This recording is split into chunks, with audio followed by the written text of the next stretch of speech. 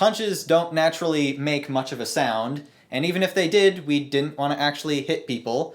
So every time someone gets hit, there is a sound effect.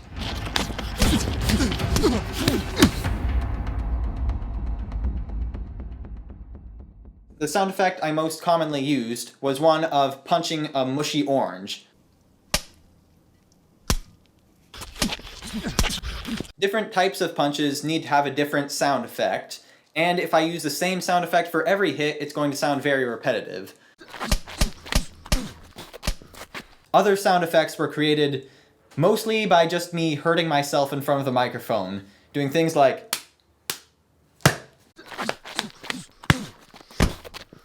or even one where I straight up just dropped myself on the ground. Yeah. Many other small things required sound effects too. Even the simple scruff of a foot on the concrete, simple breathing, can't really be heard in a microphone and needed to be emphasized with a sound effect. So every time you hear a character going,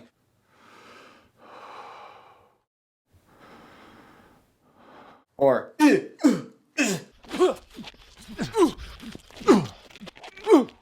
even just simply walking or running, it was probably a sound effect. There were actually two parts where we needed to completely re-record all the sound for the shots.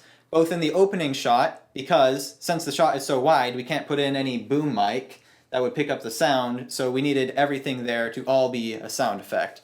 From the walking to your voice recording saying, let's take a walk, and even just the environmental noise around was all a sound effect. Likewise, for the scene where they are running through the forest, with that, the microphone couldn't pick up the sound well because since we're running so fast, you would hear. For that, everything there, the feet walking, the actors panting, all of that is sound effects. To give you a visual on how many sound effects there were in this film, here is the entire Final Cut Pro editing timeline. Anything in blue is audio recorded with a boom mic, anything in turquoise is a sound effect, and the green is music. Different levels of impact require different intensities of sound effects. So for example, a hit to the gut right here probably is not going to sound as intense as getting slammed on the ground. When I did need a louder sound effect, I layered different types of sounds on top of each other. So while right here I might just have a punching orange sound effect, when he hits the ground I would have the chest impact sound, and a sound of me punching my face, a sound of me punching meat inside a bag, and me slapping the concrete, all put together to make a impactful sound. The ending kick was definitely the most difficult sound effect to make, because this needed to be the kick that knocks Tyler's character out of the game, so it really had to feel more painful than the rest. For that, after I experimented with a bunch of different sounds, what ended up working best was punching meat inside a bag, combined with me slapping my face, combined with punching the orange, and adding a bit of a whoosh sound before, to make it sound like the leg is going through the wind. I found that certain sounds sounded more like a thud and others sounded more like a splat. Like the hitting the orange has that sound to it, whereas hitting the chest, more of a thud. For this, the splat-like sound effects sounded the best. Yeah!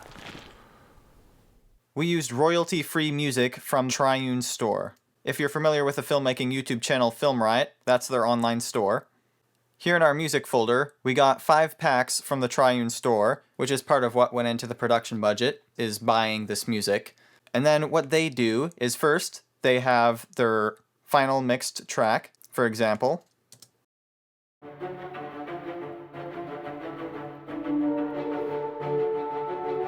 And then they have all the individual instruments for each track in different folders.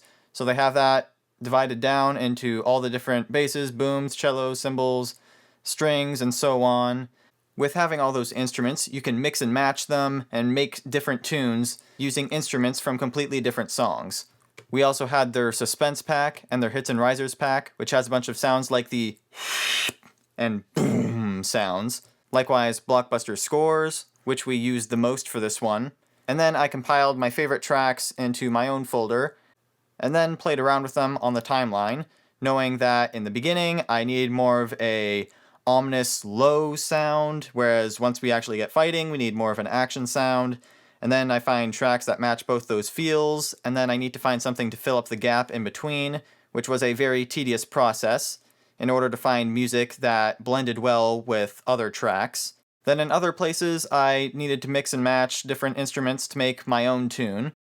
And that concludes our behind-the-scenes features of our Academy Award-winning film, A Day Late.